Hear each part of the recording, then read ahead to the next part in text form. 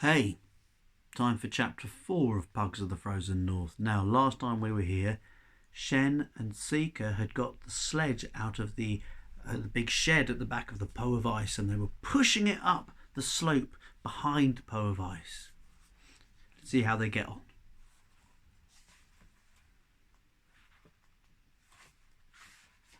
Up the steep slope behind the Poe of Ice they went, puffing and panting, pushing the heavy sledge ahead of them.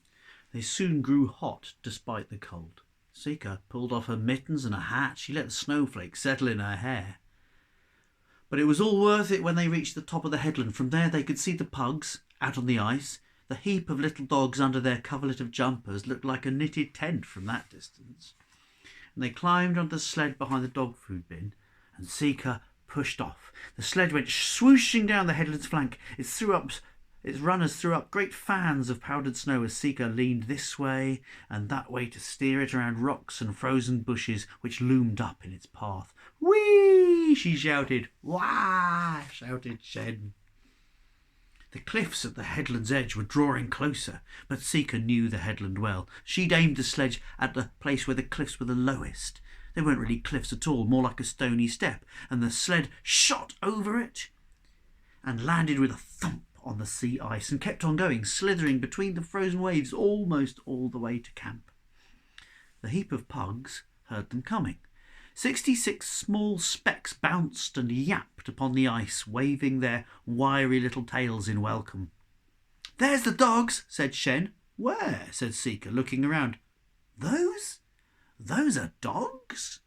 The pugs had caught the scent of dog food. They crowded around the sled, yipping and whining and wagging their tails. Shen opened the dog food bin and shoveled out scoopfuls of kibble, and soon the yapping was replaced by crunching. Nom. Shen looked around at them happily, and then he looked behind him, and Sika was sitting on the sledge. She had her head in her hands. She was crying. "What's the matter?" he asked. "Oof," went Sika. Tears trickled down her face and dripped off her chin and froze before they hit the ice, where they landed with little plinking sounds. "Oof," she said. "When you said you had 66 dogs, I thought you meant proper ones." "These are proper dogs," said Shen. "No, they're not. They couldn't pull a sledge." "Oh," said Shen, and now he understood. That's why she'd wanted some of his dogs. He looked at the sledge, at the bigness of it. It needed a team of huskies to tow it, not a team of pugs. "I thought that maybe Grandpa could enter the race after all," sniffled Sika. "Now I shall have to go home and tell him it's hopeless." "What race?" asked Shen. "The Great Northern Race," said Sika miserably. "When true winter comes, the teams arrive from all over the north. They will race through the night forests and across the frozen sea, all the way to the Snowfather's palace at the top of the world." Shen scratched his head. He remembered the charts he'd seen on board the Lucky Star. The North Pole was just a patch of bare paper, so big and white it made him want to get a pencil out and draw something, anything on it. "There isn't a palace at the top of the world," he says. "There is, if it's true snow winter," said Sika. "That's where the Snowfather lives, and he grants the wish of the first adventurer to reach it." She sighed. "Grandpa almost won it once when he was not much older than me. Such stories he used to tell about that journey, and he's waited for the return of true winter ever since. He kept his sledge, and he bred the best team of sled dogs in the north. But true winter comes only once in a lifetime. The dogs got old and died, and Grandpa got old too, and soon he'll die. And now true winter is here at last, and when you said you had dogs, I thought you meant proper dogs. I thought Grandpa would be able to race after all, and I'd go with him to the North Pole and see the Snowfather, but these are just toy dogs." "No, they're not," said Shen. "Just because they're tiny, it doesn't mean they're not strong and loyal and brave, and I have leads for all of them. I bet they could pull you and your Grandpa all the way to the North Pole easily." Sika didn't look as if she believed him. So he ran and he fetched the sack of leads, which was still lying on the ice where the Lucky Star had gone down.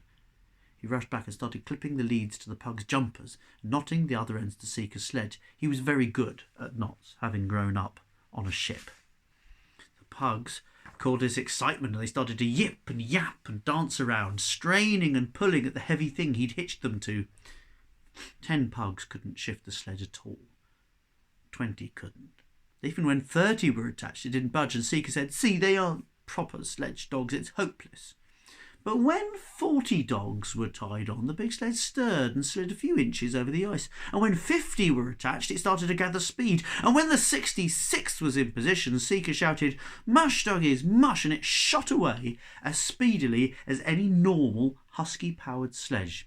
It whizzed over the frozen waves, throwing up fans of powdered ice each time it turned. The pugs were getting used to running on ice. They kept tumbling over each other and getting their leads in a tangle at first.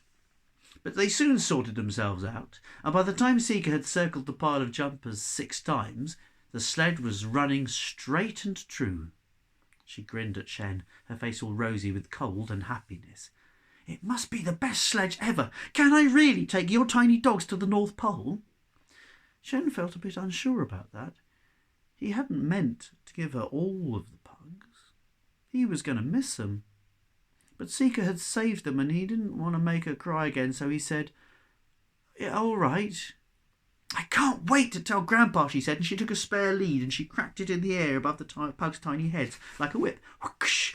264 tiny paws pattered on the ice. 66 little voices howled "Aroo!" and the sledge set off back towards the land. That's the end of chapter 4. So thank you for listening. See you again tomorrow. Bye everyone. Have a great day.